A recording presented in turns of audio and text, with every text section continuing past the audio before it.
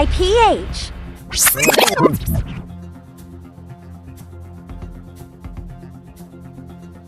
Na pupunta sa doon, gano'n, kunwari, may nangyari talaga. Tapos walang makukulong sa Congress, kahit sinong politiko, walang makukulong sa mga flood projects na yan. Ibig sabihin, palabas lang yan lahat. Ano ang unang ginawa niya? Dinismantle niya yung PACC. Yan Yun, yung watchdog tama. ng Palakpakan. corruption. So, sino who's responsible na? Siya. O itong mga nag-iingay ngayon, that is yung sumasakay sa plataforma, kunwari ng presidente na may expose siya, you ask the president himself. He is the only one who can fix this. Hindi ang pagtuturo niya sa mga congress. So, yun po, no? Magandang araw po sa inyong lahat. Luzon, Visayas, Mindanao. Ayan, meron na naman po tayong bagong mga pag-uusapan.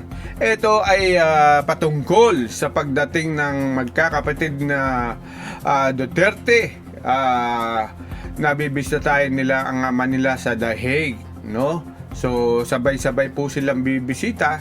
So, tunghayan po natin ang panayam ni Attorney Harry Roque sa pag-interview po kay Mayor Baste, no? At nabanggit po ni Mayor, parang gusto po yatang ano po yun, yung pagdebatihin ang Netherlands ng estado ni Tatay Diggs, no? Sa kanyang kalagayan dahil umano siya ay alam nyo na po, mahigit na 80 anyos na siya, no? So, yun po, 80 anyos, ayan po. So, sa bagay, no po, alam kung natatandaan nyo po, no? Ang Netherlands government nung kagaya nangyari kay Joma Sison, nakipag-ugnayan po, di ba, ang Netherlands government kay dating presidente upang pauwiin sa Pilipinas si Joma Sison. Kung kilala nyo po si Joma Sison, ay siya po ang pinakamataas na NPA, no? sa ating bansa. So, siya po ay napadala sa The Hague, sa The Hague, sa Netherlands po, no? Para doon po siya actually po, pinagbabawal siya sa Pilipinas. Ngayon, ang nangyari ngayon po, nung si Duterte na po nakaupo, ayan, hinihintay na lang po ang kondisyon, pirma tapos ng pirma, hinihintay na lang po ang pirma ata ni Joma Sison para makauwi na Pilipinas. Ang problema po, biglang namatay na si Joma Sison kasi si Pangulong Duterte natin noon pumayag na siyang makauwi. Hinihintay siyang po umuwi. Ang problema, inabot po siya ng pandemic. Ayan. Doon po namatay ng si Joma Sison nung pandemic. So, ganun po ang istorya. Pwede naman sigurong pag-usapan yan kagaya yung nangyari ngayon kay Tatay Digong. Alam nyo na dahil 80 anyos na siya. So, unang-huna, mababaw lang ang dahilan dahil sa mga po yun, yung sabi nila yung mga allegation lang, no, ang pagpatay sa mga drug addict o yun. So actually hindi pa naman po siya nahatulan o so ganun po. So sabi yun po sabi ng ni Mayor Baste na gusto na talaga pauwiin si Tatay Digong dahil matanda na po siya, no? Yun. Ano pa po ang talakayan nila? Dito naman po, sinasasabihin pa nga ni, alam nyo po, sinabi ni Mayor Baste, ayan, na dito natin malalaman gaano niya sasabihin na ka-useless ang presidente ng Pilipinas sa ngayon. Ayan, sa ngayong regime ng PBBM. Ayan, sasabihin niya kung gaano ka-useless ang presidente. Ano yun? Sabi niya, cooking show lang daw yan. Sabi ni Baste, ay cooking show lang daw ang pinapalabas nila dahil sa mga anomalya sa mga flood control. Di ba? Yun. Siguro naman, I hope sana nandiyan naman po si Senador Marcoleta. Siguro si Senador Marcoleta, hanggat kaya niya, iimbestigahan niya po yan. Yan. Sa balita natin, di ba, pinatawag na rin po yung mga kontraktor na at pinirmahan na ni Senate President Chis Escudero para sa mga subpena, no, sa lahat ng mga kontraktor na may hawak ng flood control, no. So yun po. So kung meron po kayong masasabi kung anong siniwalat tungkol sa 150 million na flood control projects, no? Sa tingin nyo ba may mananagot o mauwi na naman ito sa wala? Diba? So, i-comment nyo lang sa ating section na to. Ayan. So, maraming salamat po sa lahat ng subscriber natin. Ayan, sa ating munting channel. So, yung hindi pa po naka-subscribe, meron po tayong subscribe button doon sa baba ng ating video. Sana huwag nyo pong kalimutan, pindutin ang subscribe button. Ayun, isang subscribe lang po, masaya na tayo. So ito na po, no, dito na po tayo sa live telecast po ni Attorney Harry Roque. Ito na po. Ay, hindi po. Ayan, naka-live na. Ay, magandang araw po ha. Ngayong araw po, narito ang 4 magkakapatid ng mga Duterte dahil alinsunod po ito sa request ng kanyang ng kanilang ama na gusto niyang makita sila na sabay-sabay. So ngayon po, hindi natin alam kung sino pupunta rito pero nakikita na po natin na nariyan na po si Mayor Baste at saka nandyan na rin si Kitty. No? Tutok po natin sila na nariyan na sila, parating na. First time po ito na 4 sila magkakapatid na magkakasama. So titingnan po natin. No? Oo, so yan. Yan na po sila. Yan na si Kitty. Parating na po si Kitty. Nandyan ba si Bastiret? Kanya po live ito. Yan, si Kitty. Yan na po sila. So, Maraming salamat po. Taga saan po kayo? Kami, Paris. i-forward na lang po natin to ng konti, no? Photo out. Tapos ako nang magpa-picture na lang tayo mamaya. Ha? Lapit ko kayo para marinig kayo. Ha? Dito po. Dapat nasa isang Ayan na po sila. Mayor, kailan po kayo dumating? Dito sa kapon. Kapon na. Ng gabi. Ng gabi. So, 6. so medyo ano pa? Jet lag pa. Medyo maliwanag pa. Okay naman. Pupunta mo na po. Yun. Tayin ko lang yung kapatid ko ha. Baka tayo simula. No problem, Mayor. How's your travel po? Was it smooth? Layo kasi. Tagal Hindi na. ako mahilig talaga ng long flights eh. Sa buhay ko.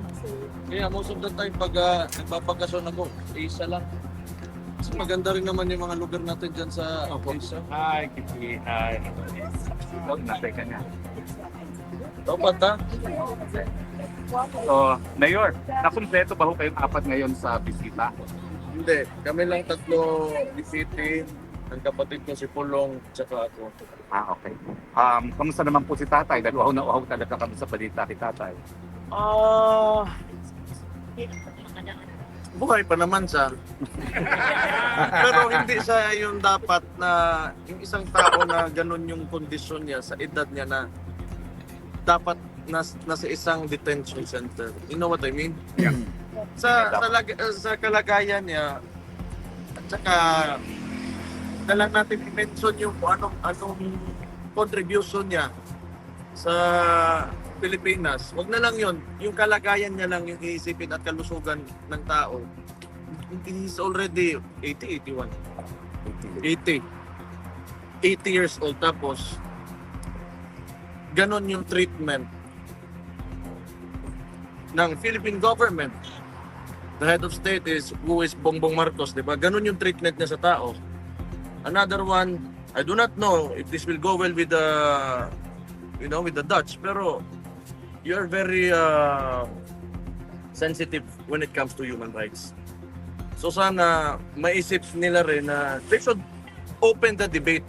Yun lang naman dapat sana. Wala naman, we're not against, kung sino man nagpapatakbo or this place or this country is allowing it to happen, but they should open up the debate to put an 80-year-old individual na medyo may problema na sa kalusugan, may mga sakit na rin, na bakit nandyan siya? At ano ba talaga yung kasalanan niya? Because, kung ako tatanungin nyo, if it is a war against drugs, kasi yun yung dahilan ng mga who is opposing him, kaya nandito siya. Sino ba ang tinatamaan nun? If you are against drugs, edi yung tinatamaan nun, yung mga nagbebenta, mga poser, mga drug lord. So paano sa naging mali dun? Because he wants to save the victims of these people. So ano kasalanan ng tao ngayon na nandyan siya sa... Ayoko na magalit. Ano pong napag-usapan nyo? Ano pong napag-usapan nyo po ngayon sa Dalao? Wala naman, mga nangungumusta lang sa Davao. Sabi ko, traffic, kasi hindi naman nagre-release talaga ng budget yung legislatura natin. Walang budget yung DOTR to go through with the Davao bus system. Mga ganun bagay. Trivia lang naman. Tapos, balita sa pamilya, we're talking about mga apo niya.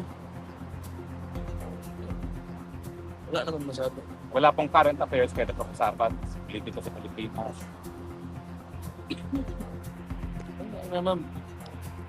Wala mang mga bagong ngayon na mga bagong tawag dyan. May nabubuking na mga kabit pala o dyan ng mga artista. Iba. Sige po, questions po? Mayor, good afternoon. Maiba po tayo. Salamat po sa update kay Tatay Digong sa Manila. Your comment po, Mayor, ongoing sa tungkol po sa ongoing investigation sa flood control projects. So anong basa ninyo dito, sir? Sa tingin po ba ng natin, mapapanagot ang mga nasa likod namin katulad ng sa mga kasabing proyekto? Alam niyo, tingin ko lang po.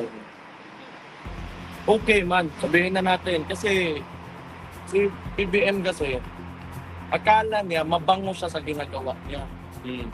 When in fact, sa chain of command, siya yung nasa taas. And for the past 3 years, he allowed that to happen. So whose responsibility is that? So ngayon, mag-e-expose siya na kunwari ng mga congressman niya na under din naman sa kanya because you're the president. Ikaw pumirma ng budget na yon. Tapos ngayon, sisisihin mo sino? Yung mga nagpasa ng bakit? In the first place, bakit mo hindi sinigurado? Kasi pinagyabang mo yan sa pangalawang zona mo na may 5,500 flood mitigation projects ka. Tapos ngayon nagkaganon. Tapos sisisihin mo yung ibang tao. Ikaw yung presidente, you're the executive ng buong bansa. Responsibilidad man yun. If there is someone to blame, that will be him.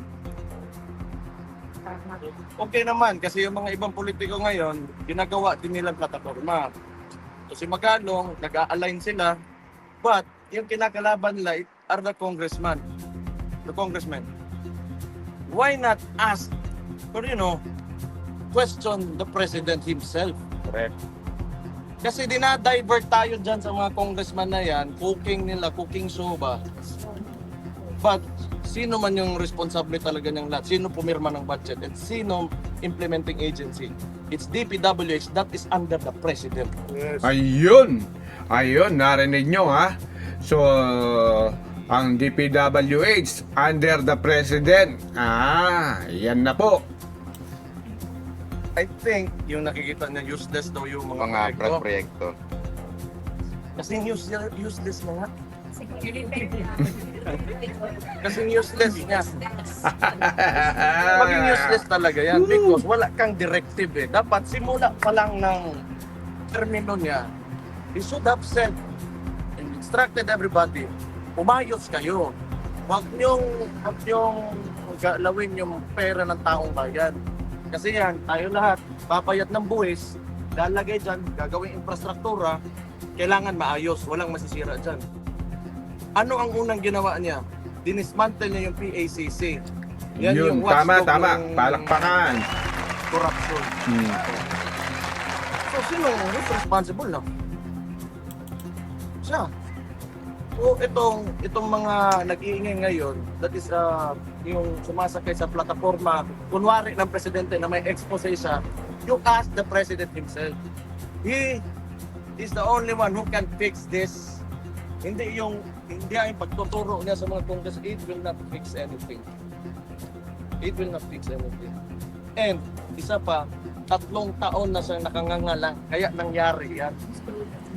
So kaninong kasalanan yan ngayon? It will only happen if you allow it to happen. Ngayon lang na gano'n na, tapos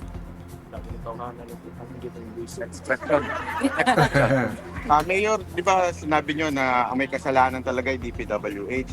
Pero bakit kaya sa tingin nyo until now hindi pa niya sinisibak si Secretary Bonoan ang DPWH? Ganito yan. Tingin ko lang dyan, pag yan, yung issue na yan, nawala lang na parang bula. Kasi ginagawa niyang press release yan ngayon PR stunt niya. Na pupunta sa doon, gano'n, may nangyari talaga. Tapos walang makukulong sa Congress, kahit sinong politiko, walang makukulong sa mga flood projects na yan. Ibig sabihin, palabas lang yan lahat. Diba? Yun, palabas lang yan. Serious talaga siya. Sabi niya na, di ba? Alam niya, may tinuro na siya, may mga pangalan ng mga kumpanya ng contractors na in-expose niya, then why not file a case? Yun, tama. Kung talagang gusto mo ipakita sa Diba? tao, okay, you want to redeem yourself, kulong ka dyan. Kahit isang congressman lang.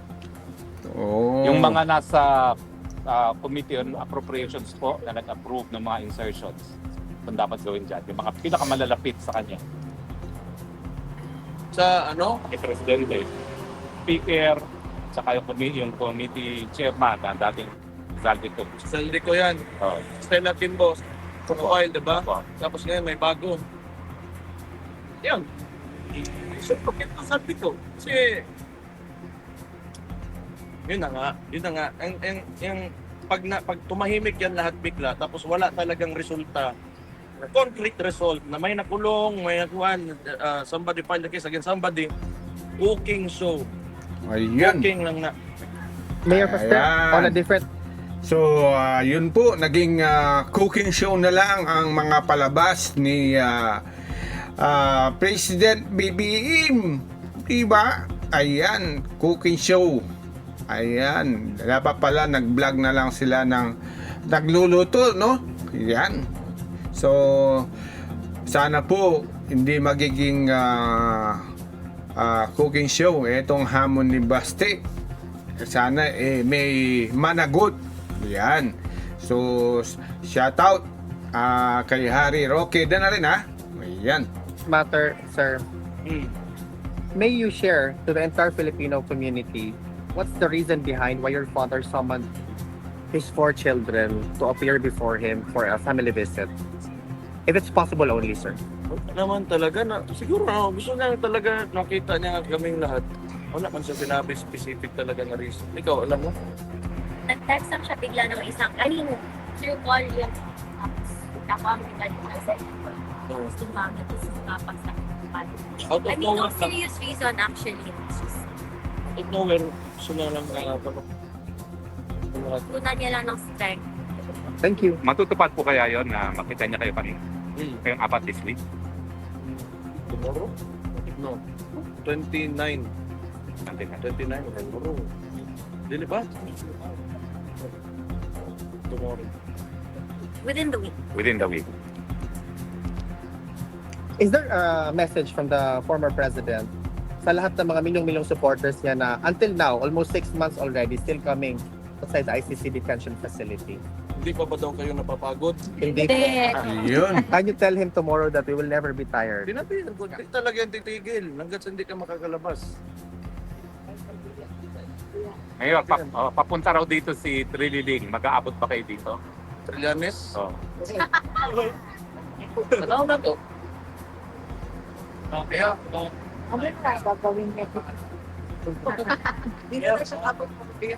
Pagka mag-set up na naman yan ng boxing ring na wala ako. Kailan nga ba ho? Wala na bang match kay Tore? Wala bang match kay Tore na sisipin siya? Ayaw niya ako hintayin magka-uwi.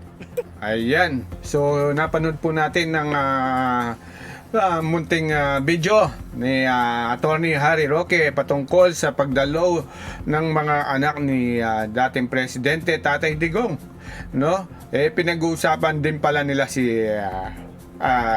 Tore.